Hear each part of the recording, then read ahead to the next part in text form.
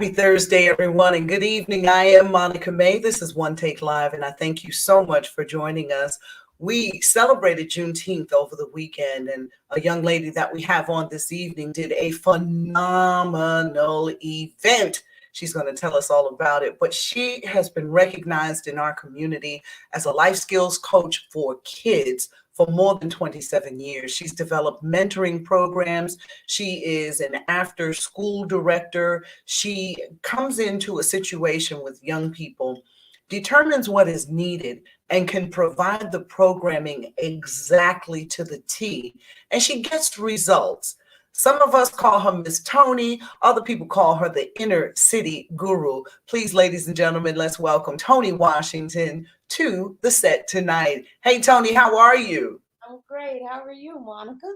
I am doing just fine. When I saw that you were doing your Juneteenth thing, I had to bring that in because that started out as just like a small idea. Tell me a little bit about how you got that started and how it turned out. Well, it did start very small, and the turnover was very quickly. My sister actually brought me into the fold as one of the main committee members, SAO Entertainment, and we put the puzzle pieces together along with the city of Sanford. Not a whole lot going on over there, so we wanted to bring some happenings and kind of spread the love on the very first Freedom Festival for Juneteenth. Fell right in place, no rain. It was beautiful. I saw the pictures and I couldn't tell. And the videos, I'm telling you, food. You also do flavored ices. You've got a lot going on. Had a lot going on. Got my hand in a couple different pots.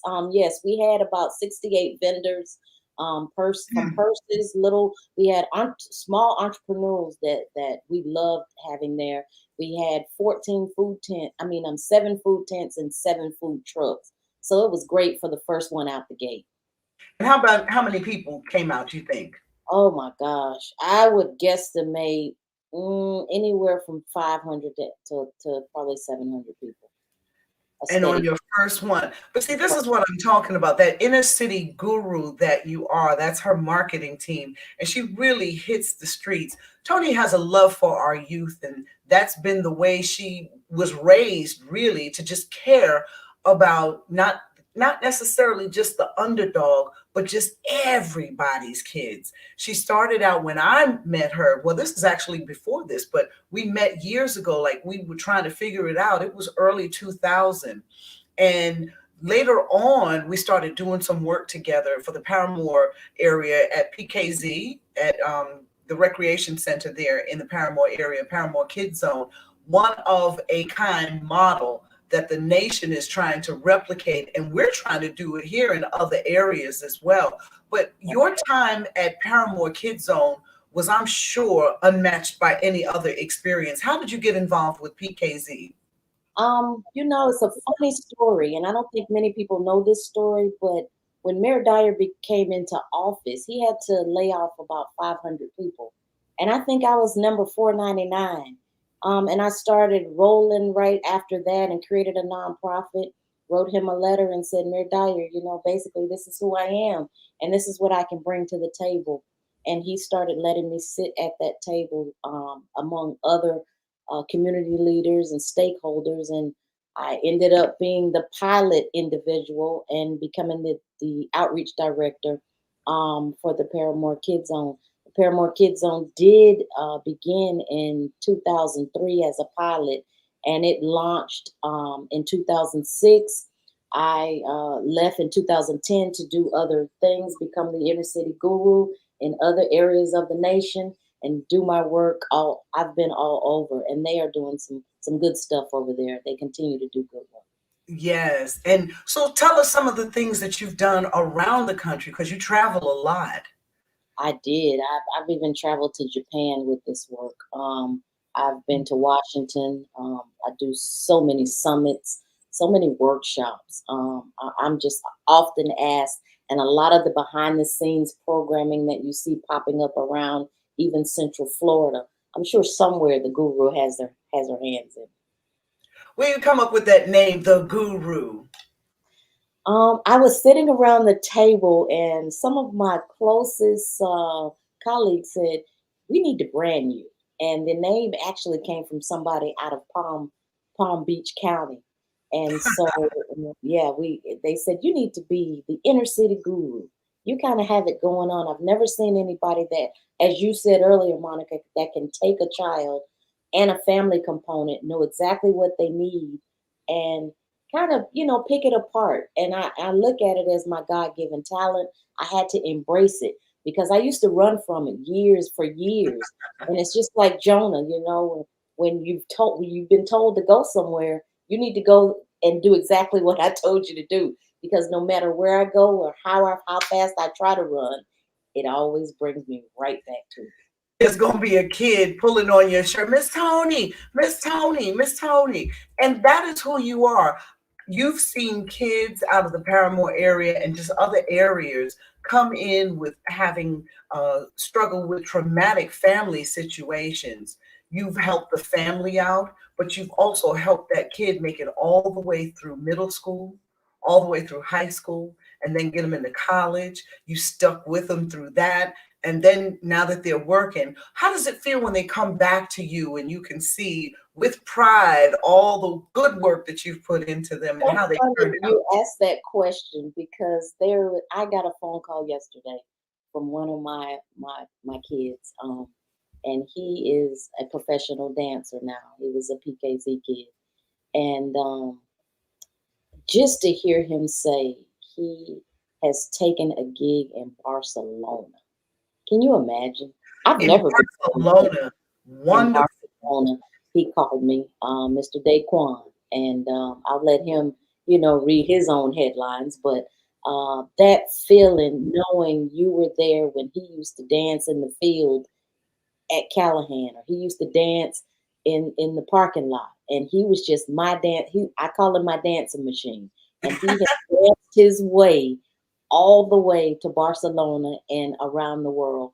And so to get a phone call like that, it's just remarkable. You can't replace the feeling when you have something like that. That is a wonderful feeling. You've got a lot of good stories to tell, and I I know that there are some sorrowful ones too. But how does that make you feel? How do you keep going and going and going? Because you are more than the Energizer Bunny. I'm telling you.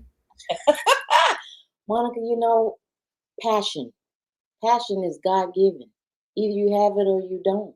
So when you have it, you must use it, or He'll Mhm. take it away and give it to somebody else.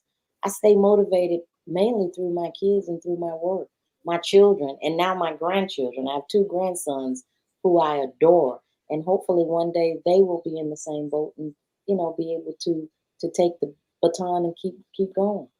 So then your kids have the same drive and passion that you have for the community and just families. They do. My son is always giving back through his business. My daughter's in California and she's doing her Kelly's Keys daycare. And then my oldest son, he just won the state championship at Freedom High School volleyball, boys Is that volleyball. So they're all into children and giving mhm. back and doing. So, that's a good feeling to know that I've spread some seeds that will come to harvest. You talk and mention parts of the Bible often when we speak, even personally. Tell me about your faith walk and how your faith has helped carry you through this path that you're on. You remember that big Bible every grandma and your parents had back in the day on the Yeah. coffee table, surrounded by the candy jar? We were Hmm. made to read that Bible. My dad instilled and my mother, they instilled a lot of faith in us. And we went to church with the old aunties and the ones that would get up and sing throughout the whole service. So my walk in faith, I never leave it behind. Even when you veer, you always come back to it. Hmm. We went to church often. So I keep it with me for every bad thing you do, Monica. You gotta have equal good. That is that is so true. That is so true. So now, in your bio, and this is something I never knew that you were a guardian ad litem. Explain that to us and how that helps you with your work.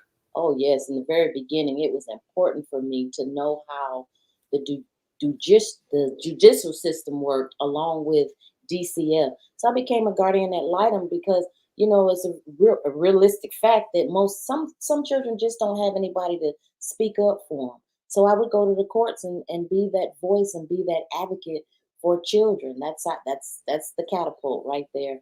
I began met some wonderful leadership, made some wonderful judges and court personnel, and it just kept growing from there. Okay. So now what is the training for that? I've always wondered about that because that is a necessary role when we're dealing with young people. You have to go through training. You have to train with a lot of the judicial people and the court system in general. It's been a while since I had to do any background training with it because but you have to do an extensive training and take some classes for that. So now when you tell me that you've traveled and you've gone all over doing the work that you do, tell us a little bit about your travels and what you've done on the road. On the road, I usually take my trainings. I do a workshop called Building a Wall of Hope, where I stage the brick and mortar, the blueprints, so forth and so on, so you can build this wall of youth that are productive in society. So you take them with their brick and mortar, you implement the concrete, and you keep building levels. There's levels to everything. I believe in a line of progression. So you don't just throw them in the fire. You have to build. Anything you do, you have to build. Our children included. You have to build hope within those children. So in the outcome of that workshop is to show the ones where they were then as building and where they are now. For an example, my son-in-law used to work with me, um, Wayne Kelly. He was my photographer. He was our medic. He was, you name it. Wayne was there, and now Mr. Wayne is a officer in the Navy, very highly ranked in California now. Okay. Something else that people don't know about Toni is that she's an author. Two books already, Eyes on Reality, and then most recently, Mirrors Then, Reflections Now. And that's a book of poetry. Talk about both of the books. Eyes on Reality, I wrote looking at my walks in neighborhoods and communities. So I penned things that I've seen, and I just put words into to heartfelt emotion on just certain situations, um, certain people, and I put it into words and published. Okay. And then Mirrors Then, Reflections Now. Were you looking at some things from back in the day and then just put into If words some you of the look things at that you saw? if you look at Mirrors Then, Reflections Now, I was 9 here and I'm 49 there. So it's a lot of wisdom in between things that I learned. I wrote a poem called Kool-Aid Not Tea because now they say, sipping my tea, but we used to say, stay out my Kool-Aid. So I Well, wrote I say spilling the tea. spilling the tea. There you go. You do say spilling the tea. Wonderful program. Thank you. In the last few minutes that we have, how do you think that community organizations can collaborate more today? You got about 30 seconds to tell me that. I think it's should be less of a pull and tug. I think everybody needs to work together. I think everybody needs to have a piece of the puzzle, a piece of the pie, no matter how small. We cannot forget from the ground floor because I believe in working from the ground up.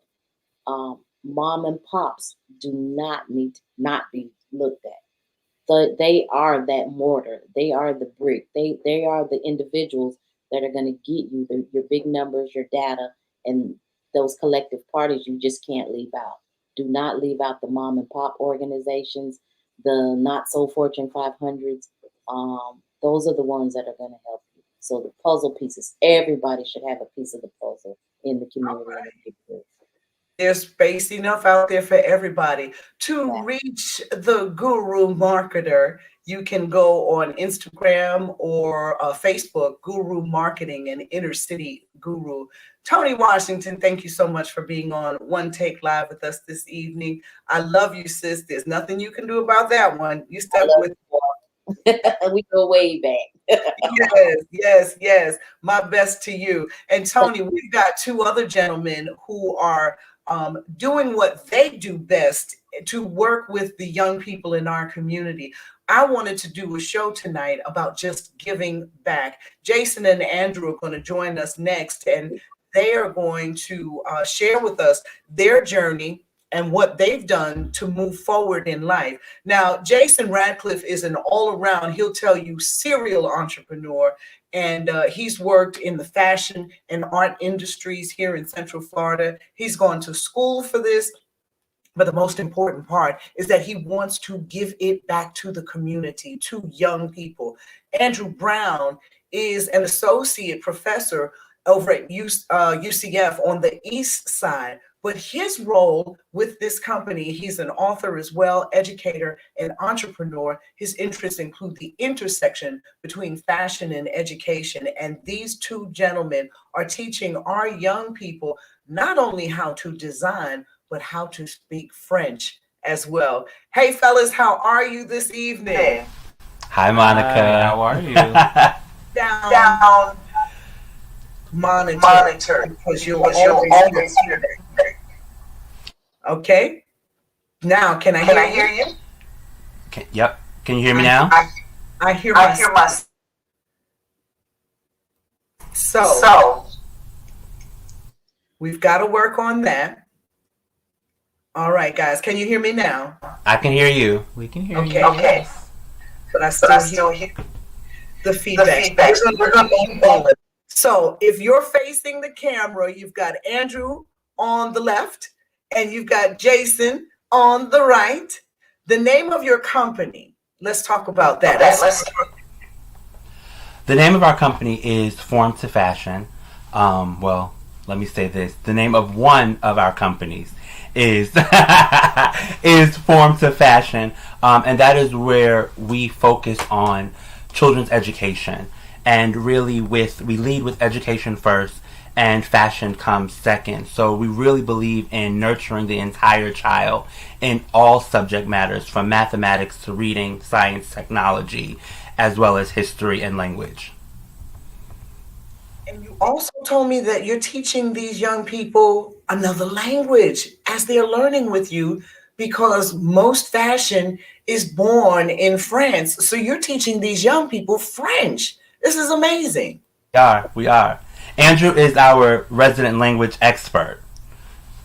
I am. So because fashion really originated in France, in Paris, we thought it was really important to make sure that students not only understood that, right, but could communicate. And it's really simple, basic words. Learning how to say good morning, learning how to say bonjour, bonsoir, learning how to introduce themselves in the proper setting, learning the difference between a robe, which is a dress, and something simple like pantalon, which is a pair of pants. So if they can communicate simple things in French, then if they take a trip to Paris, they at least have a leg up on everybody else. Right. But it's also important because there's so many words in fashion that we use, like couture or haute couture. Correct. And because of that, it's important that they understand where it comes from. And so that's where history plays a huge role in our program as well. We talk about the history of design. So we're introducing students from 4 to 18 years old to the greats in fashion, but also to the not so well-known legends in fashion, right? There's so many icons within the Black community that we teach our students about that have paved the way and really have made so many things possible and available to society, but have gone unnoticed and unrecognized.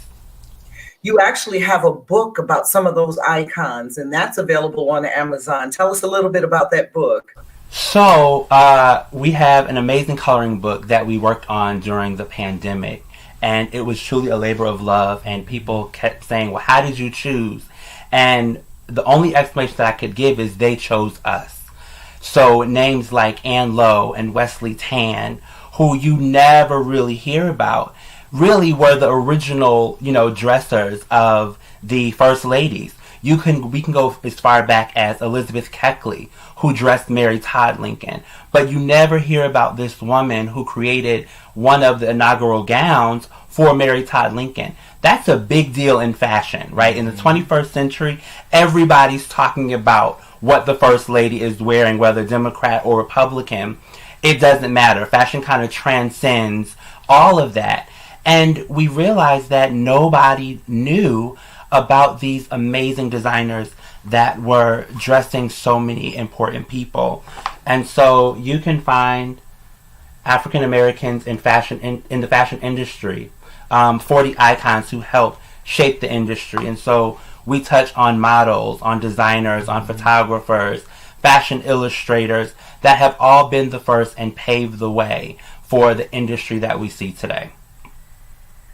I wanted to share with you that I have my very first card. I bought a box of cards from these gentlemen, like, I don't know how many, gotta be 10 years ago. And I saved one card in the box. The crinkle paper is still in there. I have been following you guys for the longest time. Such talented young men. You also were backstage with us in some of the years that I used to host Monique Nichols' Set It Off Productions, their fashion shows, and you guys were the ones doing all the glam gowns and everything. So you all have been around, and this community has really helped to raise you and help to support you. And now we're seeing the fruits of our labor and letting you know how proud of you we really are. Absolutely. Thank you. So this community, my community, our village has been pivotal, right? I always say where my mom and dad kind of left off and said, okay, you're grown enough to go into the world. So many mentors picked up and said, okay, we can build on this foundation. And when Andrew and I started the business, there was such an influx of support that we had. And I remember when we started the Paper Bar, one of my partners in retail, who was a vice president at the time, told me, whatever you're selling, we're buying. And that alone spoke volumes to what we were capable of and what we could do. And so I'll let Andrew talk about how important that community is to us. Yeah, it really set up the tone for any business that we really have. When you put out great product and you have a great heart, like Jaison said, whatever we were selling, they were buying. Right. And whether it was couture garments, 10, 15 years ago, all the way to styling services, to greeting cards, to a live sketch experience, to now teaching young students about fashion design. Right. Whatever we've had our hands in, because we've been able to have that support, it's always had a level of success that has really sustained us for all these years. I agree. Now, the kids that you're teaching, they're kids from our neighborhoods. Are they mostly girls? Are they boys? How do you get them involved? And how many do you do at a time? What's the intake process? Because I've got a young lady I think I would like for you to take on. So our intake process is fairly simple. We are currently not taking in any students over the summer. Our summer programs are filled. And I think that's a good and bad thing, because if I would take any child, I'm always trying to take as many kids as we can. But virtually, currently we service about 300 students virtually, more or less. And then, of course, we have our in-person students, about 10 to 15. And so in that process, it's boys, girls, and that program spans from 4 years old all the way up to 18. And so we have been very, very, very blessed to have a high school student that has gotten accepted into Parsons, who has gone through our private portfolio program, our fashion illustration program. She's currently going through our pattern drafting and draping program. And it's amazing because that is the number one school, or one of the number one schools in the nation when it comes to fashion design and art. So we're so blessed to have this young woman entering into the next phase of her creative journey. Absolutely. And it's beyond just fashion design. Right. Of course, that's the most well-known piece. But like Jaison mentioned, it's fashion illustration, it's art, it is pattern drafting. And so anything that's inside of the industry, it's fashion entrepreneurship. So if your students have an interest in some part of the fashion industry, there's something available that we're able to give and educate them on to prepare them for that next step.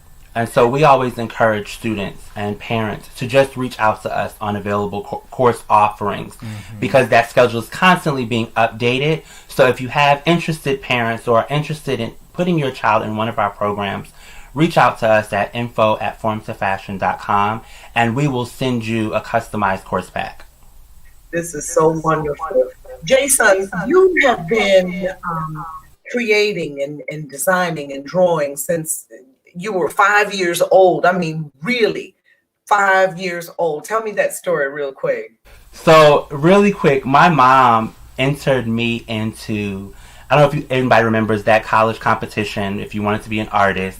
My mom entered me into that at 5 years old. And I drew all the log cabin, the pirate, the bird, and all the things that you had to do in order to be considered. And I did it. And they called and said, we want to take your son into our program. And my mom said, okay, great, but he's 5. And they said, no, there's no way a 5-year-old could have done that. And so they came and they sat down with me and they gave me the test. And when they administered it, they said, but we don't, he's 5. It's okay. Do what you can. So they're talking to a 5-year-old saying, oh, just try it. And so I drew the log cabin, drew the pirate, drew the bird. And they said, wow. Wow. He did it. And my mom said, well, that's what I told you. And one thing that has always stuck out to me now being older and having that wisdom is they said if he still wants to go to school when he turns 18, if he's still interested, we'll take him. And of course, as you grow up, you watch and see prodigies and, all of these smart kids and they're calling them geniuses and how amazing they are. And I looked in the mirror and one day and I said, if I would have been of a different race, this could have gone very different, right? The trajectory of my path could have been propelled very quickly. And I remember my mom always said something to me that was so important and has stuck with me. And I tell young people this every day. And that is, your gift will make room. And so anytime I got discouraged because of the if you don't make it, if you're still interested, if you're not dead being a black man growing up at the time in Harlem, if you're not on drugs, if you don't die before then, my mom always said, your gift will make room. And I would get discouraged in business. And my mom would call and say, don't worry, your gift will make room. And you can go and scroll on my Facebook, and I just told my mom how excited I was in the comments because I said, look, Mom, my gift finally made room. And anytime I look around and see our students and see the smiles on their faces and see the products and the garments that they create and the progress that they're able to make, my gift continues to make room. And so I started at 5 years old with a crayon and a sheet of paper and a little art kit. And it has expanded and continues to expand for one simple fact, that my gift continues to make room. I have to tell you, that is a phenomenal story. And I'm always glad when you share it with us. This gentleman has gone from making millions for Michael Kors. He's got all the bags, the watch and everything, to now designing for himself, for others, and using our children to just come in his footsteps.